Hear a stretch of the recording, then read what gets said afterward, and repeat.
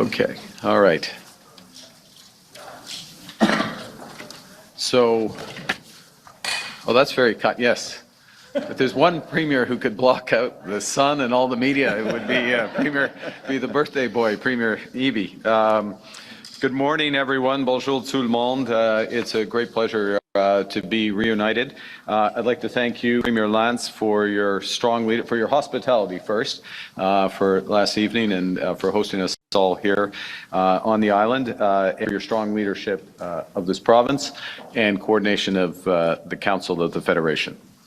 I'd like to acknowledge on behalf of all colleagues that we're meeting during one of the worst wildfire seasons in our history. It's ramped up tremendously in recent weeks, and on behalf of all premiers and all Canadians, recognize the work of our firefighters, our emergency crews, members of the Canadian Armed Forces who are working relentlessly across the country to battle these fires and to keep our people safe.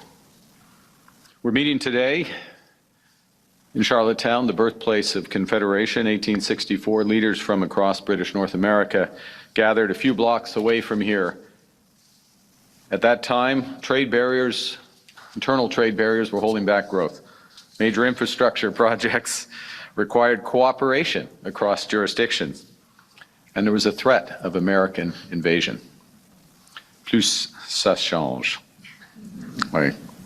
At that point, when the fathers of Confederation, and unfortunately it was only fathers at that time, and there were many others excluded, what they suspected then is what we know in our bones today, that our unity is our greatest strength, and that our destiny is in our hands. As everyone knows, on Monday, the U.S. administration announced its intention to impose the latest in a series of unilateral, unwarranted trade actions. And we're clear. Canadian governments around this table will do whatever it takes to defend and support our families, our workers, and our businesses. Let's also be clear that we are in a stronger position than we were when this trade war started 18 months ago. We're in a stronger position because of the determination of Canadians themselves, and, I will say this, because of the focus of the premiers around this table. En réponse à ces mesures et ces menaces sur la souveraineté canadienne, les provinces, les territoires et les Canadiennes et Canadiens, d'une location à l'autre, ont été solidaires et ont pris les mesures nécessaires afin de soutenir notre économie et de défendre nos travailleurs, nos agriculteurs, nos entreprises et nos familles. Depuis mars dernier, nous nous sommes réunis à 14 reprises, dont 5 fois en personne.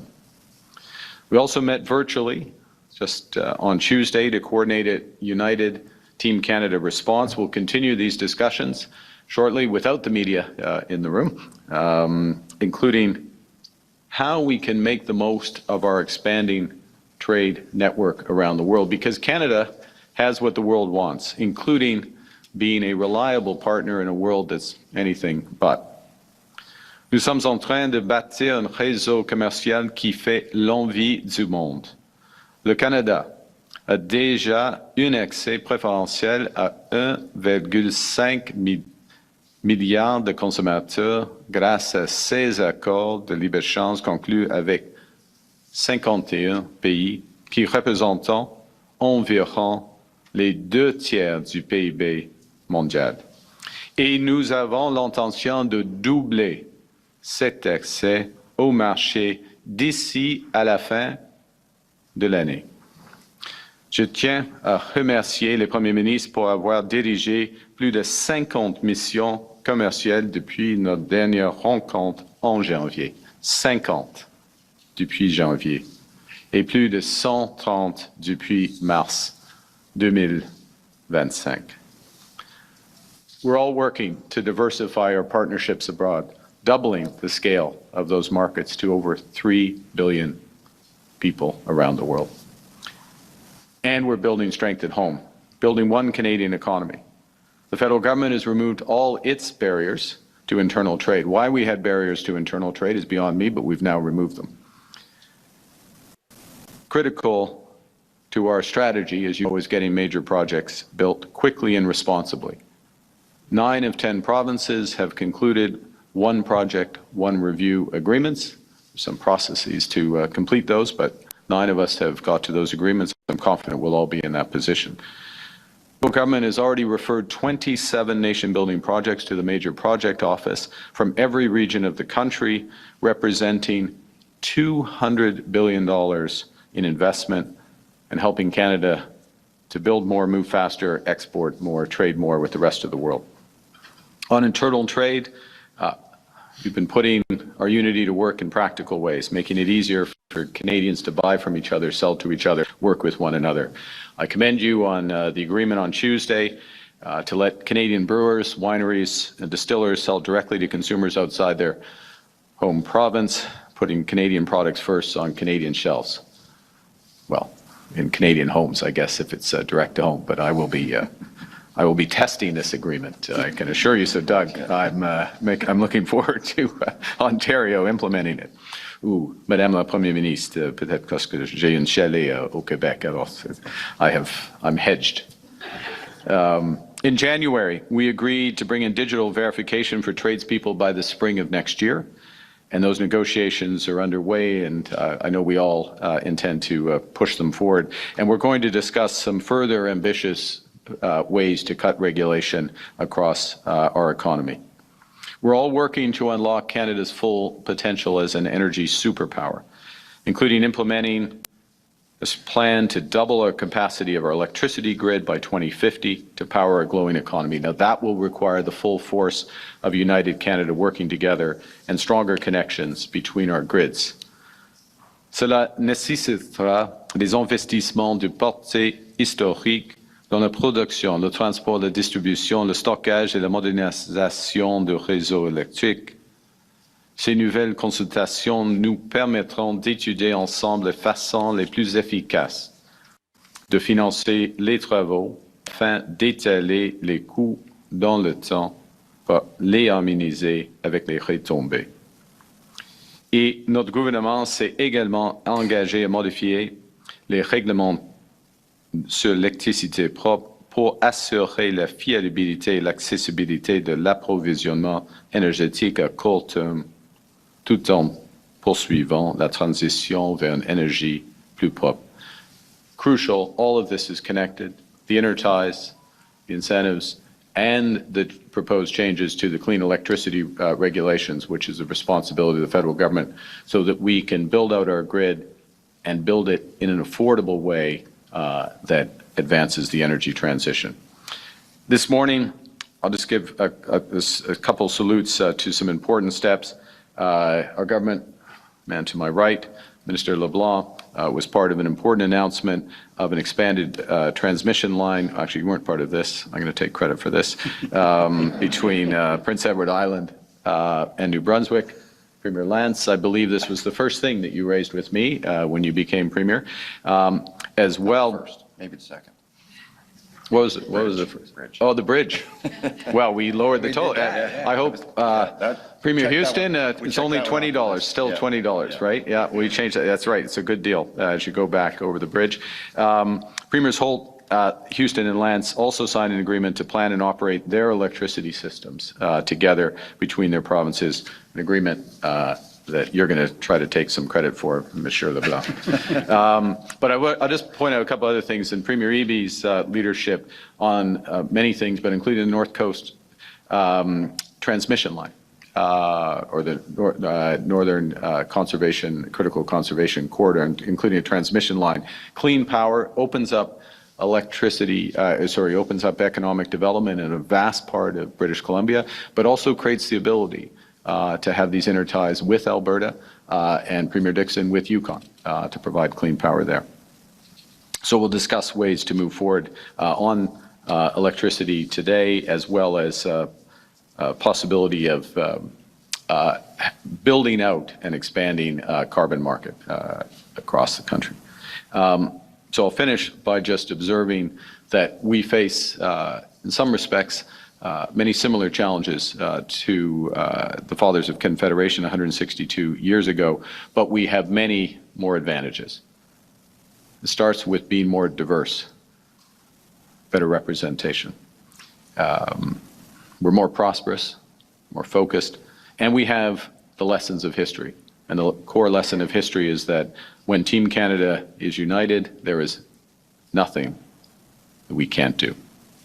So, comme vous disiez, Madame la Première Ministre, au travail. Let's get to work, and I will now turn the chair to the chair of the Council of Federation, Premier Lantz. Thank you very much. Thank you very much, Prime Minister, and welcome. Welcome to my colleagues from the Council of the Federation. Welcome, Minister LeBlanc, Janet Charette. Welcome to Prince Edward Island, and I know that all of you had the opportunity to enjoy some hospitality, a bit of PEI culture and food last night. I hope you all enjoyed yourselves.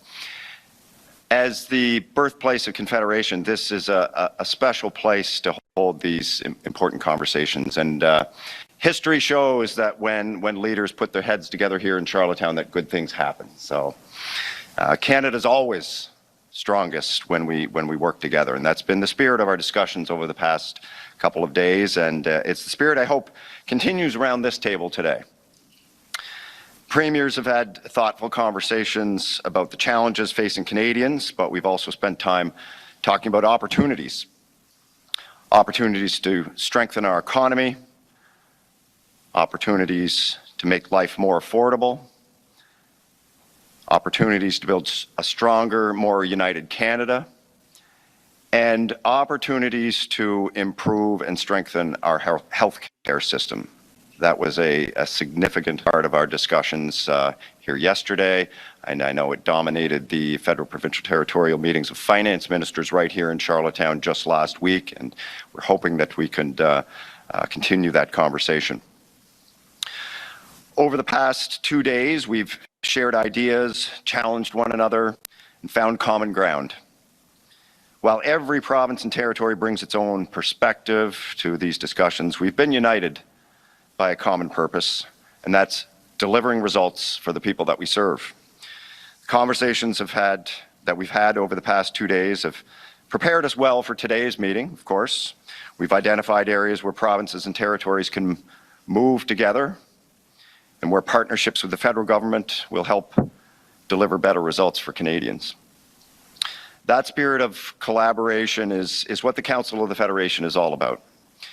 Canadians expect governments to work together. I hear that all the time. They expect it and they appreciate it. They recognize it when they see it, and they respect it and appreciate it. They expect us to tackle difficult issues with respect, listen to one another, and focus on solutions. And that's exactly what premiers have done this week. And it's why today's meeting is so important. Prime Minister, we appreciated the time you gave us on Tuesday to talk about the latest tariff threat from the United States. And on behalf of COF, thank you for joining us on Prince Edward Island here today. We appreciate the opportunity to continue the productive relationship that's developed between the federal government and provinces and territories. And I will say that during our discussions yesterday, that was recognized. And I'm not just saying it here in front of the cameras. We said it behind closed doors as well. We appreciate that relationship and that collaborative relationship that you fostered here. So today's meetings gives us an opportunity to continue moving all of these conversations forward. And we all have different responsibilities, but we share that one common goal: building a stronger Canada and improving the lives of the people that we serve. All of the work we do around these tables, that table yesterday, this table today, it's important work that matters to this country. Over the past 2 days, we've demonstrated that while provinces and territories may not always approach issues in the same way. We sometimes have different priorities or even competing interests. We share a commitment to finding solutions and delivering results. So I look forward to today's discussion. I know that by continuing to work together, With openness, respect, and shared sense of purpose, we can build a stronger, united Canada. Very good. Thank you. Thank you very much, Premier. Thank you all. I'll invite the media to go sample some Islander hospitality for a few hours, and we'll look forward to seeing you at the conclusion of the meeting.